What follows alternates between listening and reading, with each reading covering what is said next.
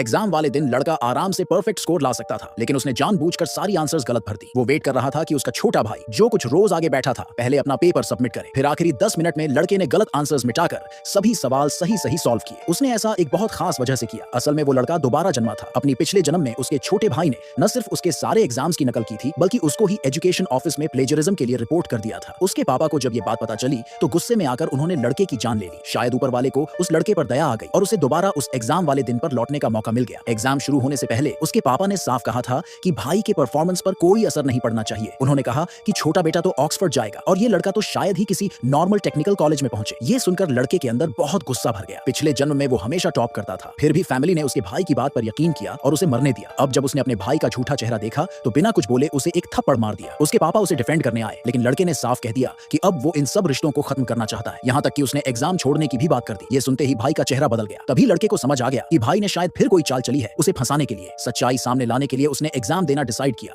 और वादा किया कि इस बार भाई की चाल कामयाब नहीं होगी। उसने टीचर से रिक्वेस्ट करके अपनी सीट बदलवा ली ताकि वो भाई के आगे बैठे। उसे पता था कि आगे और पीछे वाले पेपर्स अलग होते हैं, तो अब भाई नकल नहीं कर पाएगा। जैसा कि उसने सोचा था, उसने जल्दी से एग्जाम फिनिश कर दिया, लेकिन उसका भाई घबराया हुआ लग रहा था। जब लड़का पेपर जमा करने गया तभी उसका भाई तेजी से आगे बढ़ा और लड़के के पेपर को देख लिया, जो कि बिल्कुल सेम था उसके पेपर जैसा। सवाल सेम थे, आंसर्स भी सेम। लड़का हैरान रह गया कि उसका भाई ये सब कैसे कर पा रहा है। जल्दी ही उसे पता चला कि भाई ने जानबूझकर टाइप बी वाला एग्जाम पेपर गीला कर दिया था, इसलिए सुपरवाइजर ने उसे आखिरी बचा हुआ टाइप ए पेपर दे दिया, वो भी वही वाला जो लड़के के पास था। इस बात से सबक लेकर मैथ के एग्जाम में लड़का कमरे के सबसे कोने में जाकर बैठा। उसे यकीन था इतनी दूर से भाई कुछ भी कॉपी नहीं कर पाएगा। उसने सारे क्वेश्चन सॉल्व कर लिए और आखिरी सवाल का जवाब खुद के बनाए हुए नए मेथड से लिखा। लेकिन जब वो पेपर जमा करने गया, भाई फिर पहले पहुंच गया और सुपरवाइजर के सामने शो करने लगा कि सिर्फ उसने ही वो ट्रिकी क्वेश्चन सॉल्व किया है, और वो भी खुद का बनाया हुआ तरीका यूज करके। लड़का शॉक्ड रह गया। उसने जल्दी से अपनी आखिरी क्वेश्चन की मेथड बदल दी, लेकिन जब वो फिर से उठा उसने देखा कि भाई के पेपर में सब कुछ सेम था। अब लड़के को शक होने लगा कि कहीं कोई उसे स्पाई तो नहीं कर रहा। उसने अपना पेन चेक किया कि उसमें कहीं कैमरा तो नहीं है, लेकिन कुछ नहीं मिला। अब वो डिसाइड कर चुका था कि इस बार भाई को कोई मौका नहीं मिलेगा। जैसे ही भाई ने देखा कि लड़का लिख नहीं रहा, उसे डर लगने लगा कि इस बार वो कुछ कॉपी नहीं कर पाएगा, तो उसने हार्ट अटैक का नाटक कर दिया,